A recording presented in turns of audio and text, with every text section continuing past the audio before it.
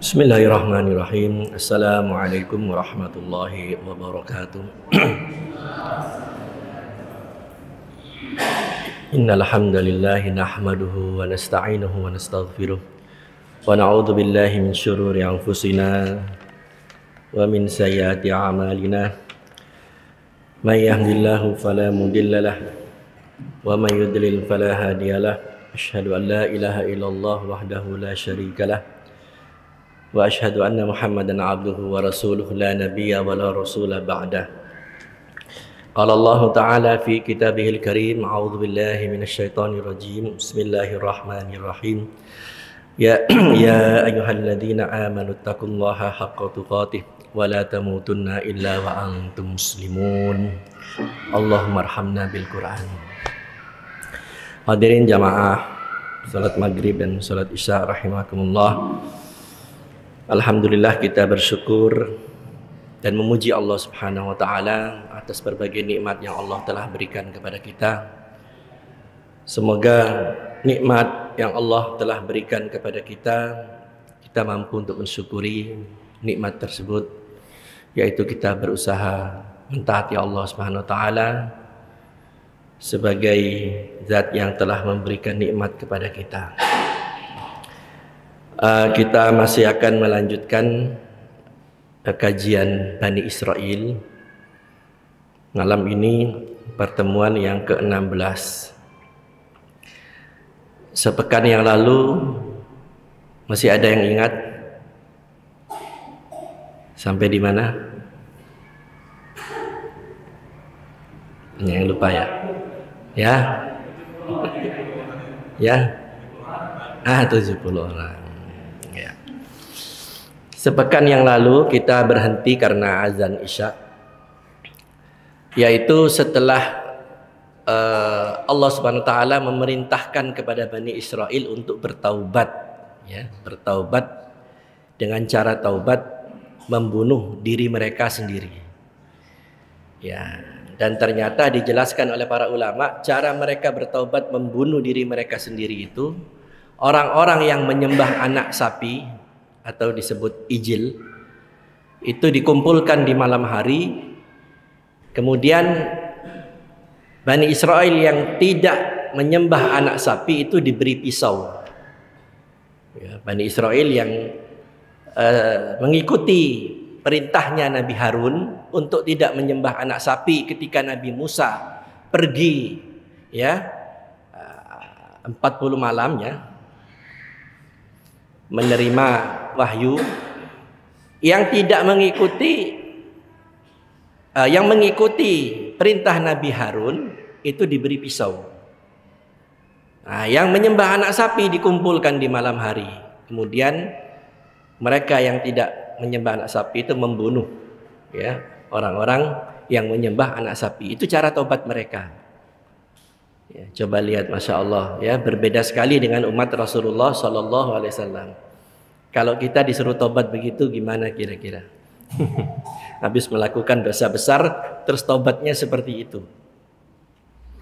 Ya, dan kelebihan kita umat Rasulullah banyak melakukan dosa. Allah tidak segerakan azab. Allah tunda azab. Ya, bahkan sampai hari kiamat ada waktu bagi umat Rasulullah itu untuk bertaubat. Lain dengan umat Bani Israel. Ya, begitu mereka melaksanakan dosa besar, saat itu juga mereka diazab. Saat itu juga mereka diazab. Nah, singkatnya, sepekan yang lalu sudah kita bicarakan itu. Jadi setelah mereka dibunuh, Allah hidupkan kembali. Coba lihat kasih sayangnya Allah, ya. Dihidupkan kembali oleh Allah Subhanahu wa taala. Jadi setelah mereka hidup, mereka bertanya kepada Nabi Musa, "Ya Nabi Musa, sudah diterima enggak taubat kita ini?" Oleh Allah. Kata Nabi Musa, "Sudah." Tetapi untuk menguatkan hati, saya akan ajak di antara kalian 70 orang. 70 orang yang akan saya pilih untuk menemani saya untuk menghadap Rabb, ya, menghadap Allah. Ya. Maka pergilah mereka ini dengan Nabi Musa, 70 orang yang sudah dipilih, ya, orang-orang pilihan ini. Nah, ketika Nabi Musa sudah berhadapan mendekat dengan Allah, Nabi Musa bercakap-cakap kepada Allah. Nah, inilah kelebihan Nabi Musa dibandingkan nabi yang lain. Maka Nabi Musa, gelar Nabi Musa Kalimullah, nabi yang langsung bercakap-cakap dengan Allah. Nah, ketika Nabi Musa bercakap-cakap dengan Allah, ini Bani Israel mendengar. Nah, Bani Israel yang mendengar ini bertanya kepada Nabi Musa dengan cara yang tidak ada adabnya. Hei Musa, dengan siapa kamu bicara itu? Ya, dengan cara yang tidak ada azabnya, ya, tidak punya adab. Akhirnya Nabi Musa marah. Ya, Nabi Musa marah, Allah pun marah. Ditambah lagi sudah tanya tidak punya adab, ya. Mereka sudah dengar sendiri Nabi Musa menjawab, saya bercakap dengan Allah. Mereka malah mengatakan lan nu'mina laka hatta narallaha jahrah. Sudah dengar sendiri Nabi Musa bercakap dengan Allah, masih mereka mengatakan kami sekali-kali tidak akan beriman sebelum kami melihat Allah itu dengan mata kepala kami sendiri, dengan nyata. Mukjizat begitu banyak, ya, sejak kabur dari Mesir, ya, berapa banyak sudah Allah tunjukkan mukjizatnya. Masih juga mereka belum beriman, ya, sampai mereka mengatakan kami belum mau beriman sebelum kami melihat Allah dengan nyata. Akhirnya Allah murka, Allah turunkan petir. Mereka disambar petir, semua mati semua 70 orang. Nah, 70 orang ini orang pilihan. Seperti itu kurang ajarnya. Lantas bagaimana dengan orang biasanya? Itu. Akhirnya setelah mereka mati, Allah hidupkan kembali. Nah, itu kemarin sampai di situ. Nah, kita lanjutkan setelah itu. Ya.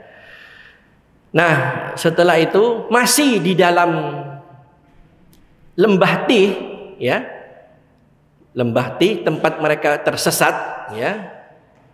Itu selama 40 tahun, ya. Arba'ina sanah, 40 tahun mereka tersesat, dia muter-muter, nggak ketemu jalan untuk sampai ke Baitul Maqdis Palestina. Ya, tersesat, muter-muter di situ tuh.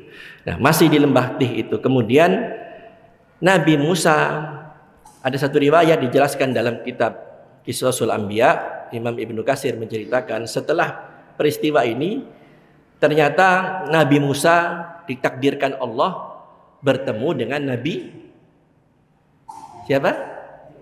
Khidir. Nabi Musa ditakdirkan Allah bertemu dengan Nabi Khidir. Gimana ceritanya? Ceritanya ketika Nabi Musa berceramah, ya, berceramah seperti ini di depan Bani Israel. Nabi Musa berceramah. Kemudian salah satu di antara Bani Israel itu angkat tangan dan bertanya, gitu. Ya Musa, saya mau tanya, siapa orang yang paling pintar di dunia ini? Ya, jawab Nabi Musa, saya. Ya, jawab Nabi Musa, saya. Karena memang yang diketahui oleh Musa yang paling pintar ya dia. Yang diketahui oleh Nabi Musa saat itu yang paling pintar ya Nabi Musa. Karena Nabi Musa merasa menerima wahyu, langsung berbicara dengan Allah. Dan Nabi Musa mengatakan saya. Saat itu juga ditegur oleh Allah. Nah, ini pelajaran untuk kita. Ya, pelajaran untuk kita. Seorang Nabi Musa bercakap-cakap dengan Allah ketika dia mengatakan saya orang paling pintar. Allah marah. Ya, na'udzubillah, apa pula kita ini, ya, seperti di zaman kita ini, itu. Nah, ditegur oleh Allah, Musa, Bukan engkau orang yang paling pintar, masih ada orang yang lebih pintar dari kamu. Ya, kalau istilah sekarang ini, apa istilah pepatah sekarang ini? Di atas langit masih ada langit. Bukan kamu. Ada orang lain, ada salah satu hambaku yang lebih pintar dari kamu, tapi kamu nggak tahu. Nabi Musa kaget. Oh, adakah orang lebih? Oh iya, kamu nggak tahu. Gimana caranya supaya saya mengetahui hambamu yang lebih pintar dari saya ini? Supaya Nabi Musa ini bisa mengambil ibrah. Kata Allah, kalau kamu mau tahu, saya beritahu alamatnya. Ya, alamatnya bukan kayak kita sekarang RT RW ya, enggak gitu ya. Ya, alamatnya diberitahu di satu tempat tertentu. Tempat itu ciri-cirinya bertemunya dua lautan. Majma'al Bahrain. Tempat bertemunya dua lautan. Di tempat bertemunya dua lautan itu ada batu karang besar. Di situ nanti kamu akan bertemu dengan hambaku yang pintar ini. Ya. Dan kalau kamu mau pergi menemui dia, kau bawa bekal ikan. Ya, kau bawa bekal ikan.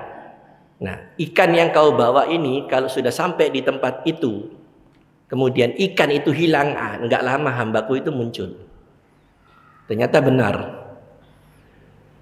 Ya, pergilah Nabi Musa ditemani oleh keponakannya. Siapa nama keponakannya? Syarifuddin. Namanya keponakannya Yusha bin Nun. Ya, Yusha bin Nun. Ditemani. Nah, Yusha bin Nun inilah yang menemani Nabi Musa dalam rangka mencari atau menemui Nabi Khidir. Sampailah di tempat yang dimaksud oleh Allah dengan ciri-ciri yang disebutkan. Ya. Nabi Musa berhenti, Allah takdirkan Nabi Musa kecapean, tertidur Nabi Musa. Nabi Musa tertidur. Nah, ternyata ikan yang dibawa tadi itu hilang. Itu tandanya. Ikan yang dibawa Nabi Musa itu hilang. Akhirnya muncullah Nabi Khidir. Nah, bertemulah dengan Nabi Khidir. Ya, saling berkenalan. Siapa kamu? Saya Musa. Musa bin Imran, iya. Saya Khidir, bertemu bercakap-cakap. Kata Nabi Musa, saya dengar dari Allah, engkau orang yang lebih pintar dari saya. Apa ilmu kelebihanmu? Saya ingin tahu. Kata Nabi Khidir, sulit kalau kamu mau mengetahui apa kelebihan saya. Kamu gak akan sanggup. Innaka lan nastati'a ma'iya sabra. Kamu tidak akan sanggup untuk bersabar kalau mau ikut dengan saya. Nah, tapi Nabi Musa memaksa. Pokoknya saya harus ikut dengan kamu. Baik, nah, Nabi Khidir menetapkan syarat-syarat. Kamu jangan bertanya sebelum saya beritahu. Nah, tentunya saya nggak bahas ini semua, habis waktu. Nanti lihat saja di dalam surat Al-Kahfi kisah ini. Ya, ada dalam surat Al-Kahfi sampai bagaimana Nabi Musa melubangi perahu, Nabi Musa membunuh seorang gulam, ya. Kemudian Nabi Musa menghancurkan tembok, itu ada semua kisahnya di sana. Nggak cukup waktu karena memang saya bukan sedang membahas kisah Nabi Musa, saya sedang membahas kisah umum Bani Israil. Ya, ini hanya pelengkap saja karena memang urutannya seperti ini ya, maka saya ikuti saja. Maka singkatnya, setelah pertemuan dengan Nabi Khidir, ya, dengan Nabi Khidir itu Nabi Musa wafat. Ya, Nabi Musa meninggal dunia. Di mana Nabi Musa meninggal? Masih di lembah Tih itu. Ya, di lembah Tih itulah Nabi Musa meninggal. Tetapi Imam Ibnu Katsir menjelaskan ternyata yang meninggal duluan itu bukan Nabi Musa, tapi Nabi Harun. Ya, selang meninggalnya Nabi Harun dengan Nabi Musa 2 tahun. Ya, Nabi Harun meninggal duluan, baru setelah itu Nabi Musa meninggal di lembah Tih. Ya, Nah, bayangkan mereka nggak bisa keluar 40 tahun ya. Ini kuasanya Allah. Ya, kalau pakai akal ya mungkin nggak masuk akal. Tapi itulah Allah punya kuasa. Nggak ketemu jalan. Padahal dijelaskan oleh para ulama menjelaskan jarak tempat lembah Tih mereka tersesat itu hanya dibatasi satu bukit saja nyampe. Sampai diibaratkan selemparan batu. Sampai diibaratkan seperti itu. Tapi mereka nggak nemu jalan. Yatihuna fil ardi arba'ina sanah. Mereka muter-muter tersesat di bumi itu 40 tahun. Nah, ini kuasa Allah. Gitu.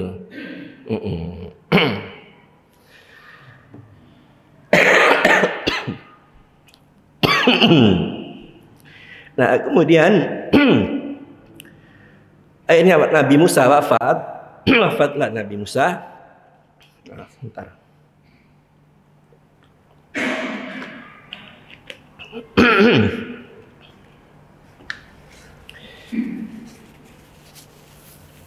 Nabi Musa wafat, maka kepemimpinan itu untuk memimpin Bani Israel, karena Nabi Harun wafat, Nabi Musa wafat, maka kepemimpinan itu dilanjutkan oleh Yusha bin Nun. Jadi Yusha bin Nun ini keponakan Nabi Musa.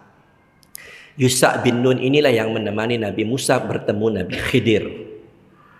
Nah, kemudian Yusha bin Nun ini setelah berakhir masa 40 tahun, masa tersesat itu, maka mereka ternyata menemukan tempat yang tidak biasa. Artinya mereka sudah bisa keluar dari ketersesatannya itu. Maka Nabi Yusha bin Nun ini kemudian diangkat oleh Allah menjadi nabi. Ya, Yusha bin Nun ini diangkat oleh Allah menjadi nabi. Nah, untuk apa? Meneruskan misinya Nabi Musa alaihi salam. Apa misinya? Allah perintahkan masuk ke Baitul Maqdis. Ya, jadi Nabi Musa saja belum sempat masuk ke Baitul Maqdis, meninggalnya di lembah Tih. Gitu. Maka Nabi Yusha bin Nun, ya, Yusha bin Nun mengumpulkan Bani Israel untuk siap-siap, ya, untuk siap-siap pergi berjihad, ya, masuk ke Baitul Maqdis yang di dalamnya itu ada suku-suku yang terkenal jagoan-jagoan perang. Nah, maka Yusha bin Nun, ya, patuh kepada perintah Allah melanjutkan misi Nabi Musa. Yusha bin Nun ini masuklah ke Baitul Maqdis, ya, membawa Bani Israel. Itu masuklah Yusha bin Nun, ya. Nah, dijelaskan bahwa Yusha bin Nun ini ketika menjelang nyampe, ya, ke Baitul Maqdis ini, sebelum mereka serang, itu matahari sudah sangat miring ke barat. Ya, waktunya saat itu dijelaskan oleh para ulama menjelang asar. Ya, sementara saat itu ada aturan perang. Nggak boleh kalau sudah malam perang, nggak boleh rudal-rudalan. Kalau sudah malam istirahat. Nah, Yusha bin Nun ini sampai menjelang waktu asar, ya, baru mendekati Baitul Maqdis. Artinya diperkirakan kalau dipaksakan masuk ke Baitul Maqdis pasti sampai malam hari, ya, pasti dapat malam. Kalau sudah malam nggak bisa perang. Ya, bahkan dijelaskan saat itu di hari Jumat sore. Ya, besoknya hari apa? Yaumus Sabat. Ya, akhirnya Yusha bin Nun ini berdoa memohon kepada Allah. Ya, bahkan Nabi Yusha bin Nun ini mengatakan, innaki ma'muran wa ana ma'mura. Ya. Engkau hai matahari diperintah oleh Allah, saya pun diperintah oleh Allah. Allahumma fathha, Allahumma fathha. Ya Allah, tahanlah matahari itu, tahanlah matahari itu. Dan ini ada hadisnya. Ya. Nabi Musa minta supaya matahari itu ditahan, tidak dulu tenggelam pada hari itu. Ya, dialah manusia satu-satunya yang Allah takdirkan, ya, melalui kuasa Allah bisa Allah menahan matahari. Untuk apa? Supaya masih ada waktu Nabi Musa untuk berjihad masuk ke Palestina. Nah, ini ada hadis yang diriwayatkan oleh Abu Hurairah, inna syamsa lan tuhbas ala basyarin illa liyusa. Sesungguhnya matahari belum pernah ditahan oleh Allah atas seluruh manusia kecuali terhadap Yusa bin Nun. Ya. Nah, Syekh Albani mengatakan sanadnya jayyid, bagus ini hadis, gitu. Artinya hadis ini tidak diperselisihkan, ya, bagus diakui oleh Albani.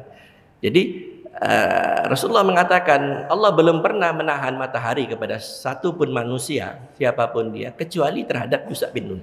Supaya apa? Ada kesempatan dia masuk ke Palestina untuk memimpin jihad. Sehingga singkatnya Nabi Musa masuklah dia ke Baitul Maqdis, ya, dia berjihad, ya. Pasukan ini bertemu di pintu gerbang, ya, di luar Baitul Maqdis bertemu dua pasukan ini, ya, Bani Israel dengan beberapa suku-suku yang berkumpul perang. Akhirnya Allah takdirkan menang. Mengapa Nabi Yusa bin Nun ini begitu yakin? Begitu yakin dia menang. Mengapa? Karena dia sudah melihat sendiri dikejar Fir'aun, yang pasukannya Fir'aun itu luar biasa, ya. Dilihat oleh Yusa bin Nun dan Bani Israel, Allah tenggelamkan Fir'aun. Maka apa yang harus membuat Yusa bin Nun ragu? Ya, tidak seperti mentalnya Bani Israel yang lain. Ya, idhab anta wa rabbuka faqatilan inna hahuna qaidun. Hai Musa, pergi saja engkau bersama Tuhanmu berperang. Kami nunggu di sini duduk-duduk. Nah, itu mentalnya Bani Israel. Tapi Yusa enggak. Gitu. Nah, singkatnya, setelah terjadi pertempuran, menang pasukan Yusa bin Nun ini. Ya, pasukan Yusa bin Nun ini menang. Nah, peristiwa ini memang ayat yang paling banyak bercerita tentang Nabi Musa dan Fir'aun. Kisah Nabi yang paling banyak itu Nabi Musa dan Fir'aun. Terdapat dalam beberapa surat. Di Al-Baqarah, di Al-A'raf, ya, di surat Toha, surat Al-Qasas, banyak sekali. Ya, paling banyak bahkan. Paling banyak gitu. Nah, akhirnya ketika sudah nyata mereka menang, nah, Allah perintahkan. Apa perintah Allah? Wa idh qulna dkhulu hadhihi al-qaryati faqulu minha haitsu syi'tum ragadan wadkhulul baba sujjadan wa qulu hittatun naghfir lakum khotoyakum wa sanazidul muhsinin. Allah perintahkan kepada Bani Israel, wa idh qulna dkhulu hadhihi al-qaryah, masuklah engkau kalian ke dalam negeri ini, ya, ke tempat ini, ya. Kemudian kalian kalau sudah masuk, kalian boleh makan apa saja, kata Allah. Makanlah dari hasil buminya dan buah-buahnya, apa saja yang kalian kehendaki, wahai Bani Israel. Ya. Wadkhulul baba sujjada. Dan masuklah kalian, wahai Bani Israel, sambil bersujud. Nah, ini perintah Allah. Ya. Masuklah kalian, ya, ke Baitul Maqdis itu, ke gerbang Baitul Masjid itu, sujada, sambil bersujud. Sambil bersujud di sini jelaskan oleh ulama, bukan sujud. Ya, sujud jelas nggak bisa masuk. Sambil menunduk, ya, sambil menunduk. Maknanya apa? Menandakan tawadhu. Ya, bahkan bahwa mereka menang itu bukan karena pintarnya dan kuatnya mereka, tapi karena nasrullah, karena pertolongan Allah. Maka Allah perintahkan, masuklah kalian ke gerbang Baitul Maqdis itu, ya, sujada, sambil bersujud, maknanya sambil membungkuk, sambil merendahkan diri. Dan katakan hittatun naghfir lakum khotoyakum. Katakanlah hittah. Hittah, ternyata penjelasan tentang hittah ini, hittah itu artinya mohon dosa-dosa mereka dibersihkan oleh Allah. Ya, supaya Allah membersihkan dosa-dosanya. Ya, wasanazidul muhsinin, dan kelak nanti kami akan tambahkan lagi nikmatnya kepada orang-orang yang berbuat baik. Nah, apa yang terjadi? Allah perintahkan masuk ke Baitul Maqdis sambil bersujud. Kalau sudah masuk nanti silakan nikmati hasil bumi yang ada di Palestina. Makan apa yang kalian hendak makan. Tapi masuklah kalian sambil bersujud. Apa yang dilakukan Bani Israel? Dia bukan bersujud menghadap depan, menunduk masuk ke Baitul Maqdis dengan pantatnya, berjalan mundur, nunduk tapi jalannya mundur. Bayangkan, Allah yang perintahkan ini, disuruh masuk sambil bersujud. Mereka malah masuk ke Baitul Maqdis, mereka menunduk tapi diberi pantat, mundur. Pakai gigi atret, mundur. Kurang ajarnya Bani Israel ini. Ya, itu. Ya, berbeda dengan ketika Rasulullah Shallallahu Alaihi Wasallam dalam peristiwa Fathu Mekah. Ya, peristiwa Fathu Mekah. Ya, Rasulullah berhasil membebaskan kota Mekah di tahun ke-8 Hijriah. Ya, tahun ke-8 Hijriah, setelah Rasulullah dan para sahabatnya terusir keluar dari kampungnya sendiri. Ya, keluar sampai harus berhijrah. Ya, berhijrahnya Rasulullah itu bahasa kasarnya sebetulnya Rasulullah itu terusir. Ya, karena terpaksa. Ya, terpaksa. Tahun ke-8 Hijriah, Rasulullah memerintahkan pasukan umat Islam masuk ke Mekah dengan kekuatan penuh. Ya, dengan kekuatan penuh. Kota Mekah dikepung dari 4 penjuru mata angin. Utara, barat, timur, selatan. Dengan kekuatan penuh. Maka saat itu musyrikin Quraisy tidak berdaya. Ya. Sebagian kabur keluar. Ya. Sebagian masuk ke rumah-rumah mereka. Ya. Sebagian ada yang sampai bersembunyi di kiswahnya Ka'bah. Ya, ini kita bisa lihat di dalam kitab-kitab sirah, ya, kitab Ar-Rahiqil Maktum, ya, Syekh Al-Mubarakfuri ada ini. Itu.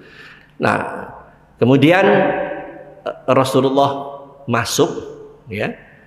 Musyrikin Quraisy sudah ketakutan. Apa yang dilakukan Rasulullah? Saat itu Rasulullah di atas ontanya. Ya, Rasulullah menunggangi onta. Bagaimana cara Rasulullah masuk? Rasulullah menundukkan mukanya sampai digambarkan jenggotnya Rasulullah itu menyentuh pelana ontanya. Ya, jenggotnya Nabi itu menyentuh pelana untanya. Ya. Kemudian setelah Rasul masuk, turun satu surat. Apa turun? Surat apa? Idza jaa nasrullahi wal fath.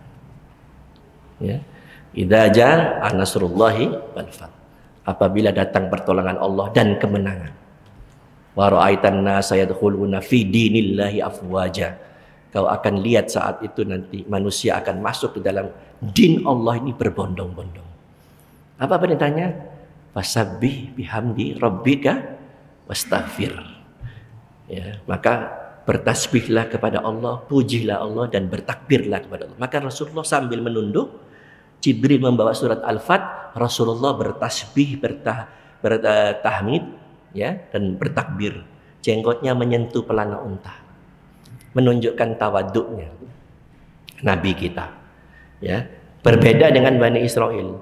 Ya, disuruh masuk sambil bersujud, menunduk, dia menunduk tetapi mundur.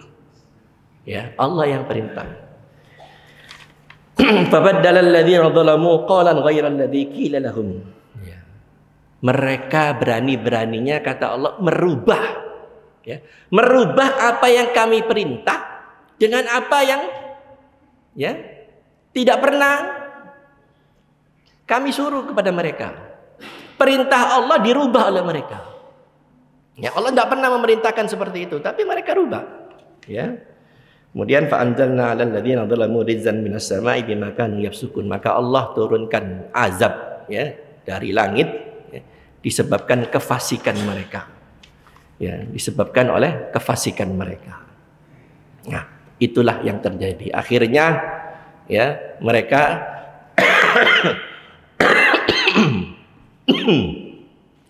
Bani Israel berhasil masuk Palestina. Ya, masuknya Bani Israel ke Palestina ini berbeda dengan masuknya umat Islam ke Makkah.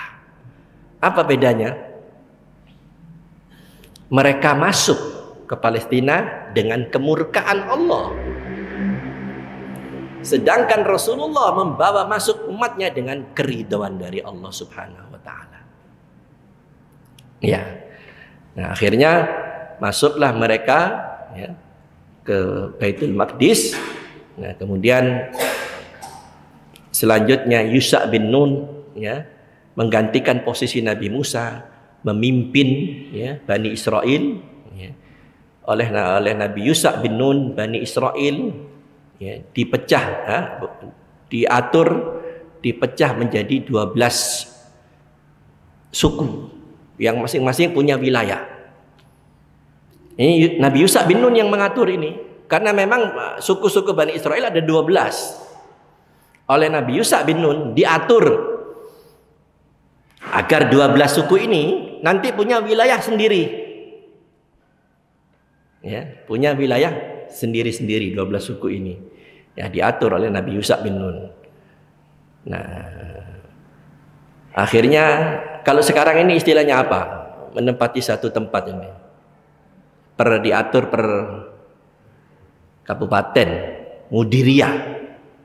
Ya. Per mudiriyah ya, diatur. Nah, singkatnya akhirnya mereka menjadi 12 suku yang mempunyai wilayah masing-masing. Tetapi memang karakter Bani Israel itu memang busuk sekali. Ya, ada Nabi Musa, apalagi tidak ada Nabi Musa. Ada Nabi Musa sudah seperti itu busuknya. Ya. Akhirnya apa yang terjadi? Mereka yang sudah diatur punya wilayah sendiri, ya, dan masing-masing ada pemimpinnya. Nah, saat Yusha bin Nun ini mengatur Bani Israel terbagi menjadi 12 suku yang mempunyai wilayah masing-masing, fase itu ya disebut Asrul Qudad. Ya, ditunjuk satu pemimpin sebagai hakim. Ya, masing-masing ketua suku ini diangkat sebagai hakim, pemutus perkara mereka. Nah, fase Nabi Yusha membagi mereka itu menjadi 12 suku yang punya wilayah masing-masing, ya, jadi disebut Asrul Qudad. Ya, masa berlakunya para hakim. Ya, jadi yang memimpin hakim-hakim 12 orang ini sebagai pemimpin. Nah, pemimpin sentralnya Nabi Yusha bin Nun. Ya. Tetapi apa yang terjadi dari azan? Belum ya? Ya. Yang terjadi mereka bukannya bersyukur. Sudah berhasil masuk Palestina, sudah dibagi 12, masing-masing punya wilayah sendiri. Allah memberikan keleluasaan, silahkan mau menikmati hasil bumi dan buah-buahan, makan sepuas-puasnya kata Allah. Tapi mereka bukannya bersyukur. Ya. Mereka satu dengan yang lain saling berperang. Ya, saling bunuh. Saling berperang, saling bunuh. Gitu. Sampai ini kejadian ini berlaku sampai berapa ratus tahun ke depan. Ya, fase berkuasanya para hakim ini, ya, dimulai sejak Nabi Yusha bin Nun. Jadi pemimpin-pemimpinnya itu para hakim yang nanti pemimpin sentralnya Yusha bin Nun. Tetapi mereka justru saat itu sering bertengkar satu sama lain. Sering berperang. Ini berlaku, ada yang mengatakan 150 tahun, ada yang mengatakan lebih. Ya. Kejadian ini terus berlaku, ya, berjalan ya 100 tahun lebih, ada yang mengatakan 150 bahkan lebih, sampai berlanjut di masa Nabi Samuel. Pernah dengar Nabi Samuel? Ya, jadi jangan kaget. Ya, ada nabi namanya Samuel. Ya, ada nabi namanya Samuel. Nah, ini kejadian ini ya berlanjut sampai di masa Nabi Samuel. Ya, sampai Nabi Samuel, Yusha bin Nun meninggal, ya, kepemimpinan dipegang oleh Nabi Samuel. Nah, Nabi Samuel memimpin Bani Israel. Ya, nah saat itu Bani Israel protes. Coba lihat ini, apa protesnya?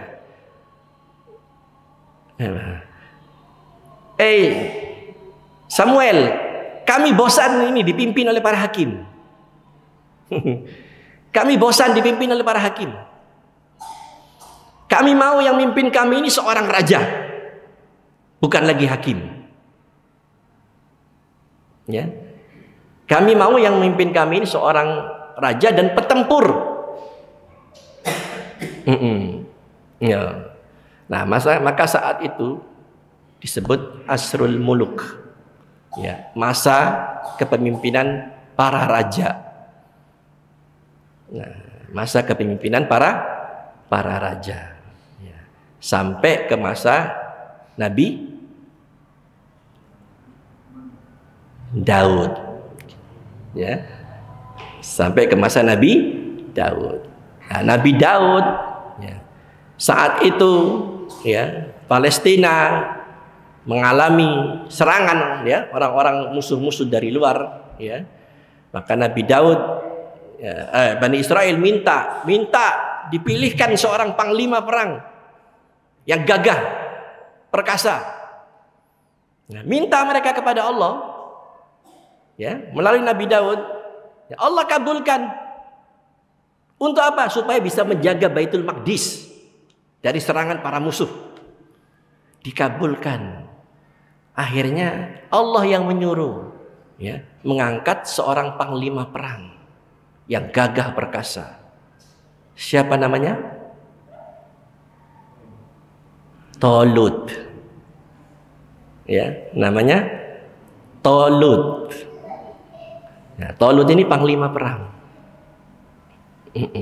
Nah, panglima perang Talut. Ya, sudah mereka minta, Allah kabulkan, Allah menyuruh yang paling layak memimpin peperangan menjadi panglima adalah Talut. Diangkatlah Talut sebagai panglima perang. Apa yang terjadi? Mereka protes kepada Allah. Masa panglima perang ini Talut ini orang miskin, kata mereka. Ada dalam surat Al-Baqarah itu. Nggak mau, nggak level kami dipimpin oleh Talut. Ini orang miskin masa mimpin kami? Itu, ya, diprotes oleh mereka. Nah, akhirnya karena mereka keras kepala, mereka merendahkan Talut, posisi Talut. Itu satu waktu di saat saya lupa tadi, di saat mereka berselisih di antara 12 suku, sering berperang. Mereka diserang oleh suku lain. Nah, saat itu ada yang namanya tabut. Pernah dengar? Apa tabut itu? Tabut itu peti. Peti, ya. Peti yang di dalam peti itu berisi, ya, naskah Taurat. Naskah Taurat, tongkat Nabi Musa dan pakaian Nabi Musa. Nah, itu disebut tabut. Nah, di saat mereka berperang 12 suku ini diserang oleh suku lain, tabut itu hilang. Nah, di saat Talut menjadi raja, menjadi panglima perang, ya, walaupun diprotes oleh mereka dan Talut, ya, memimpin perang, Allah tunjukkan bahwa Talut ini, ya, Allah ridhoi. Apa bukti Allah meridhoi Talut walaupun Bani Israel memprotes Talut? Allah perintahkan malaikat itu membawa tabut itu terbang. Peti itu terbang kembali. Nah, ini kalau pakai akal memang nggak masuk akal, tapi kita bicara iman. Ya, tabut yang hilang itu, ya, isinya tongkat Nabi Musa, pakaian Nabi Musa, dan naskah Taurat itu kembali dibawa oleh malaikat. Dengan cara apa? Tabut itu, peti itu terbang kembali. Di saat Talut memimpin Bani Israel. Ya. Nah, ini berlaku, ya, ketika zaman Nabi Daud, ya, alaihi salam. Yang Nabi Daud itu dia juga nabi, dia juga apa? Raja. Ya. Nabi dan raja. Ya. Jadi sampai di situ. Karena sudah azan Ya, kita kita hentikan dulu ya. Jadi cerita terakhir ini seperti itu ya. Jadi sampai fasenya Nabi Daud mengangkat Tolut sebagai panglima perang ya.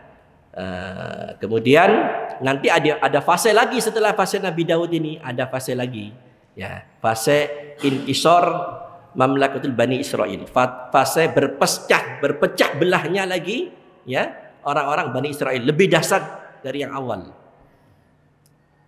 Saat itulah nanti Bani Israel itu mulai dihajar ya oleh kekuatan-kekuatan besar yang itu dijelaskan di dalam surat Al-Isra ya, dalam surat Al-Isra. Insya Allah kita sambung pekan depan. Baik, karena sudah azan kita akhiri dulu. Subhanakallahumma bihamdika asyhadu an la ilaha illa anta astaghfiruka wa atubu ilaik. Assalamualaikum warahmatullahi wabarakatuh.